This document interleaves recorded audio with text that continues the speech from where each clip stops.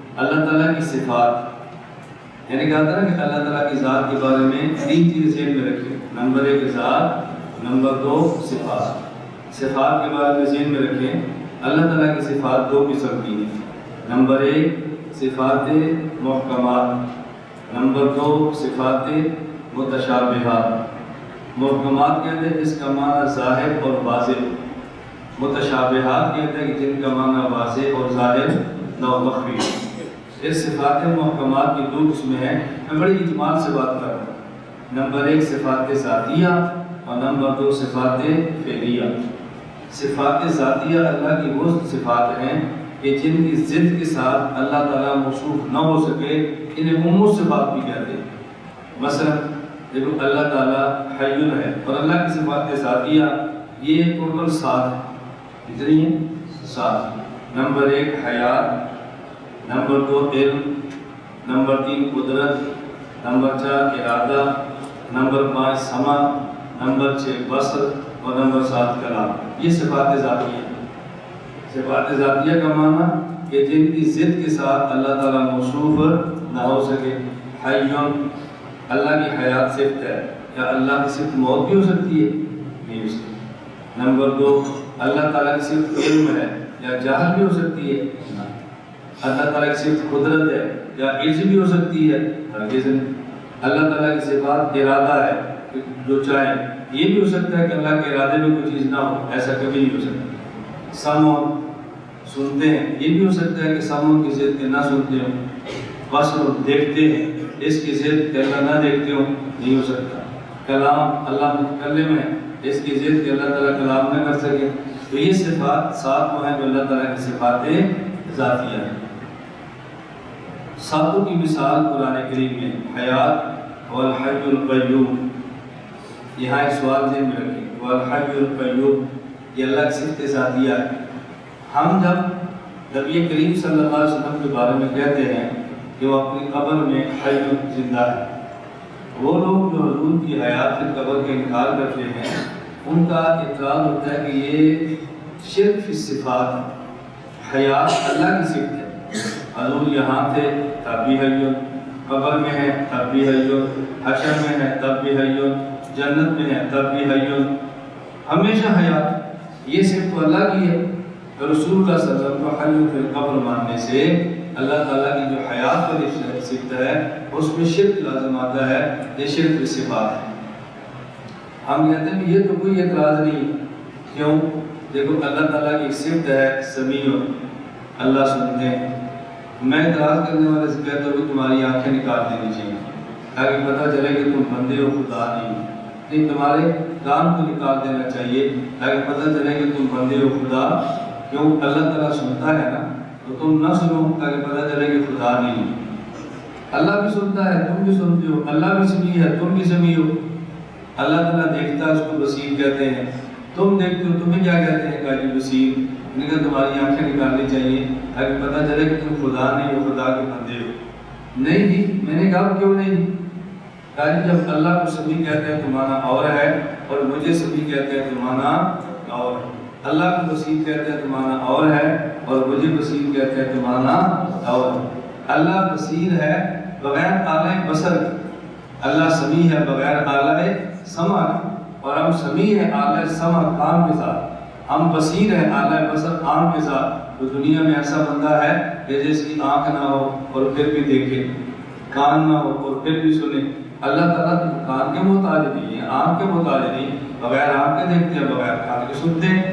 میں نے کہا جس طرح آپ سمیع ہے معنی اور ہے، اللہ سمیع ہے معنی اور ہے، اسی طرح رسول صلی اللہ علیہ وسلم حی ہے تو معنی اور ہے، اور اللہ حی ہے اور معنی اور ہے۔ دونوں کی حیات میں 2 بنیادی فرق ہیں۔ نمبر 1، اللہ تعالیٰ کی حیات اصلی بھی ہے، ابدی بھی ہے۔ رسول اللہ صلی اللہ علیہ وسلم کی حیات ابدی تو ہے، البتہ ازلی نہیں ہے۔ اور ابدی حیات ہونا یہ اللہ تعالیٰ کی صفت حیات کے خلاف نہیں۔ دیکھیں اللہ تعالیٰ آپ سب کو جنت میں لے جائے، اور آپ کی برکت سے مجھے بھی جنت میں لے جائے۔ جنت میں جائیں گے تو پھر ہمیشہ ہمیشہ زندہ رہیں گے نا۔ جنت میں تو 4 اعلان ہوں گے، ان میں سے ایک اعلان یہ ہوگا اِنَّ لَكُمْ أَن تَحْيُوا فَلَا تَمُوتُوا أَبَدًا، تم ہمیشہ زندہ رہو گے تو کیا تم جنت میں جا کر خدا بن جاؤ گے؟ جب ہمیشہ زندہ رہنا ہے لہذا خدا ہو گیا۔ کچھ عرصے بعد موت آنی چاہیے تاکہ پتہ چلے کہ خدا نہیں ہے۔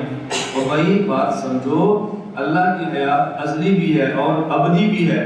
پیغمبر پاک کی حیات ابدی تو ہے لیکن ازلی نہیں۔ نمبر 2، اللہ تعالیٰ کی حیات بغیر انقطاع کے ہے اور پیغمبر کی حیات انقطاع کے ساتھ ہے۔ زندہ تھے، موت آ گئی، پھر زندگی ملی، تو موت تو آئی ہے نا۔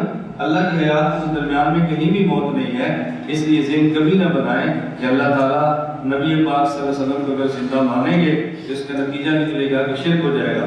ہر بات کو شرک کہہ کر کبھی بھی شرک کے فتوے نہیں لگانے چاہیے۔ نمبر 2، صفات فعلیہ محکمات۔ نمبر 1 صفات ذاتیہ، نمبر 2 صفات فعلیہ۔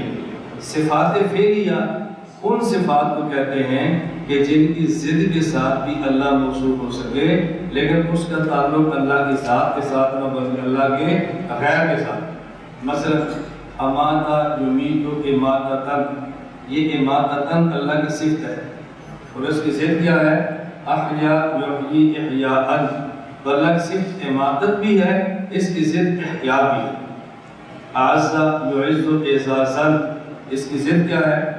اذل یذل اذلالاً، اگر اللہ معز ہے تو اللہ مذل بھی ہے۔ تو اللہ صفات فعلیہ کہتے ہیں وہ صفات جن کی ضد کے ساتھ بھی اللہ موصوف ہو لیکن اس صفت کا تعلق غیر کے ساتھ ہو، اللہ کے ساتھ ہو۔ اللہ زندہ کرتے ہیں خود کو یا اپنے غیر کو؟ اپنے غیر۔ اللہ موت دیتے ہیں خود کو نہیں بلکہ اپنے غیر۔ اب اللہ کی صفت احیاء بھی ہے، اس کی ضد صفت اماتت بھی ہے لیکن اس کا تعلق اللہ کی ذات کے ساتھ نہیں بلکہ اللہ کے غیر کے ساتھ۔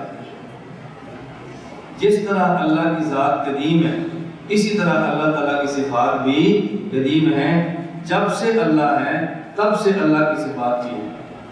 آگے چونکہ اس پر بات آنی ہے اس لیے میں بڑی مختصر سے بات کر رہا ہوں، یہاں سمجھ لیں تو پھر آگے بتانے کی ضرورت نہیں ہوگی۔ ایک ہے اللہ تعالیٰ کی صفت کا وجود، ایک ہے اللہ تعالیٰ کی صفت کا ظہور۔ صفت کا وجود قدیم سے ہے لیکن صفت کا ظہور قدیم سے نہیں ہوتا۔ اللہ تعالیٰ خالق ہے، جب مخلوق نہیں تھی اللہ تب بھی خالق تھے لیکن صفت خلق کا ظہور نہیں تھا، اور جب مخلوق پیدا ہوئی اب اللہ کی صفت خلق کا ظہور ہو گیا ہے۔ میں سمجھانے کے لیے ایک مثال دیتا ہوں، توجہ رکھنا۔ حکیم محمد حضرت حامد رحمۃ اللہ علیہ فرمایا کرتے تھے، اس پر ہم نے جیسے کہ مثلی کتاب شرح قائد کی تفصیل سے بات کی ہے۔ حضرت حامد رحمۃ اللہ علیہ فرماتے تھے اللہ تعالیٰ بے مثال ہے، اللہ تعالیٰ بے مثال ہے، لیکن کیا کریں جب تک مثال نہ دے بات سمجھ بھی نہیں آتی، مثال دینی بھی پڑتی ہے۔ میں مثال دے کر بات سمجھانے لگا ہوں کہ جب مخلوق نہیں اللہ تب بھی خالق ہے، اور جب مخلوق ہے اللہ تب بھی، تو اللہ کے خالق ہونے کی بنیاد مخلوق کا وجود نہیں ہے، صرف خلق کے ظہور کی بنیاد مخلوق کا وجود ہے۔ میں ایک مثال سمجھانے لگا ہوں کہ دیکھو جیسے آپ کے ہاں ایک قاری صاحب ہیں جو بہت اچھا قرآن پڑھتے ہیں، اگر وہ قرآن نہ پڑھے تب بھی قاری ہے، قرآن پڑھ نہیں رہے ان کو کیا کہیں گے؟ قاری صاحب، اور خود تلاوت کر رہے ہیں پھر قاری صاحب کو کہہ رہے ہیں۔ اب یہ نہ پڑھے تب بھی قاری ہے، لیکن صرف قرآن کا ظہور کب ہوگا؟ جب پڑھنا شروع کرے۔ اسی طرح ایک عالم اگر مسئلہ نہ بیان کرے وہ تب بھی عالم ہے، لیکن عالم ہونے کا ظہور کب ہوگا؟ جب وہ مسئلہ بیان کریں۔ تو یہ معنی ہے کہ جب مخلوق نہیں تھی اللہ تب بھی خالق تھا۔ اب فرق کیا ہے کہ قاری صاحب تو پیدائشی قاری نہیں ہے نا، یہ 20 سال کے ہوئے تو قاری ہوئے۔ اب ان کی جو صفت قرات ہے قاری ہونا یہ قدیم ہے یا حادث ہے؟ حادث، ہمیشہ سے نہیں ہے، یہ 10 سال پہلے سے۔ کبھی 20 سال کی عمر میں قاری صاحب بن جاتے ہیں اور پورے 10 سال میں ایک مرتبہ بھی کسی محفل میں قرات میں نہیں آتے۔ 11ویں سال یہ ہیں قرآن پڑھنا شروع کیا، ہم کہتے ہیں کہ قاری 10 سال پہلے سے تھے لیکن صفت قرات کا ظہور آج محفل میں ہوا ہے، آج پتہ چلا یار یہ تو بڑا قاری ہے، اور تم تو چھپے ہوئے رستم ہو۔ تم کون ہو؟ چھپے ہوئے رستم۔ اللہ کہ اچھا مجھے لفظ رستم پر بھی تعجب ہوتا ہے، جو پہلوان جیت جائے کہتے ہیں رستم زماں ہے، پھر رستم زمان کو اسے کہنا چاہیے جو ہار جائے. ایک تو حضرت خالد ہے اور مقابلے میں رستم ہے. جیتے حضرت خالد، ہارا رستم. کہتے ہیں جیت کیا ہے؟ کیا رستم زمان ہے. اور پھر رستم زمان کو جو ہار گیا، جو جیتا ہے کوئی خالد زمان ہے، جو ہارا ہے اسے کوئی رستم زمان ہے. حضرت خالد کا نام بھی نہیں ہے اور ہارنے والے کہتے ہیں رستم زمان. اور تو چھپا ہوا رستم تھا. اب پتہ چلا کہ تو نے ہارنا ہے یا پتہ چلا تو نے جیتنا ہے. تو ہم جو جیت جاتا ہے نا کہتے ہیں رستم، حالانکہ جو ہار جب اسے کہنا چاہیے تھا تو کون ہے؟ رستم. نمبر 2 صفات فعلیہ کے بارے میں. اللہ تعالیٰ کی جو صفات ہیں یہ نہ ہی اللہ کی ذات کا عین ہے اور نہ ہی اللہ کی ذات کا غیر. صفات باری نہ ہی عین ذات ہے اور صفات باری نہ ہی غیر ذات. عینیت کے لیے ضروری ہے کہ دو چیزوں کے مفہوم کا مصداق ہر اعتبار سے ایک ہو، اسے کہتے ہیں عین. عینیت کے لیے ضروری ہے کہ دو چیزوں کے مفہوم کے مصداق کا ہر اعتبار سے ایک ہونا. ذات کا مفہوم الگ ہوتا ہے اور صفت کا مفہوم الگ ہوتا ہے، تو عین کیسے ہوئے؟ اور غیر بھی نہیں کہہ سکتے. غیر کے لیے ضروری ہوتا ہے ایک دوسرے کے بغیر ہو سکے. صفت تابع ہے، ذات مطلوب ہے، اور صفت بغیر موصوف کے ہو ہی نہیں سکتی، تو غیر کیسے ہو؟ اور اللہ کی ذات، توجہ رکھنا، اللہ کی ذات موصوف ہے، سمع بصر اللہ کی صفتیں ہیں.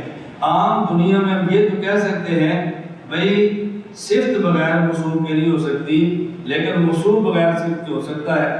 ایک ایسا شخص ہو کہ جس کے اندر صفت نہ ہو، لیکن اللہ کی ذات ایسی نہیں ہے کہ وہ بغیر صفات کے ہو. علم ایک انسان کی صفت ہے نا، لیکن ہر انسان کی تھوڑی ہے. ایک انسان ہوگا علم نہیں ہوگا. خالی ہونا انسان کی صفت ہے لیکن ہر انسان کی نہیں ہے. کوئی انسان ہوگا لیکن خالی نہیں ہوگا. انجینئر ہونا انسان کی صفت ہے لیکن ہر انسان کی نہیں ہے. کوئی انسان ہوگا لیکن انجینئر نہیں ہوگا. تو انسانوں میں تو ہو سکتا ہے ایک ایسا شخص جس کے اندر کوئی صفت نہ ہو، لیکن اللہ کی ذات کی جو صفات ہیں وہ ساری صفات کمال ہیں. لہذا اللہ کو بغیر صفت کے ماننا یوں ہے جیسے اللہ کو مانے اور اللہ میں کمال نہ مانے. اس لیے اللہ کی صفات نہ اللہ کا عین ہے کیونکہ صفت ذات سے الگ چیز کا نام ہوتا ہے، اور نہ ہی غیر ہے کہ نہ صفت اللہ کے بغیر ہو سکتی ہے نہ ہی اللہ صفات کے بغیر ہو سکتی ہے. نہ ہی عین ہے اور نہ ہی غیر ہے. اچھا یہ دیکھو، جب یہ بات آپ کو سمجھ آ گئی کہ اللہ تعالیٰ کی صفات اللہ کے بغیر نہیں ہے، تو یہ ہو سکتا ہے کہ اللہ ہو اور اللہ کی صفت وہاں نہ ہو. نہیں سمجھے؟ اور بھائی کسی جگہ پر اللہ ہو اور اللہ کی صفت وہاں میں، یہ ہو سکتا ہے؟ اللہ کی صفت کس جگہ پر ہو اور اللہ کی ذات وہاں پہ نہ ہو. ہم کہتے ہیں اللہ کی ذات ہر جگہ پر ہے. اللہ کی ذات ہر جگہ پر ہے. بعض لوگ کہتے ہیں نہیں، اللہ ذات کے اعتبار سے عرش پر ہے اور صفات علم اور قدرت کے اعتبار سے ہر جگہ پر ہے. ہم نے کہا ذات کے اعتبار سے عرش پر ہے اور صفات کے اعتبار سے ہر جگہ پر ہے، تو تم نے ذات کو الگ مانا اور صفات کو الگ مانا، جبکہ اللہ کی صفات اللہ کی ذات سے الگ نہیں ہے. مولانا رشید احمد گنگوئی فرماتے ہیں ان میں تلازم ہے. جہاں ذات ہے وہاں علم ہے، جہاں علم ہے وہاں ذات. اب بات سمجھ آ رہی؟ الگ ہے ہی نہیں تو آپ نے الگ کیسے کر دیا؟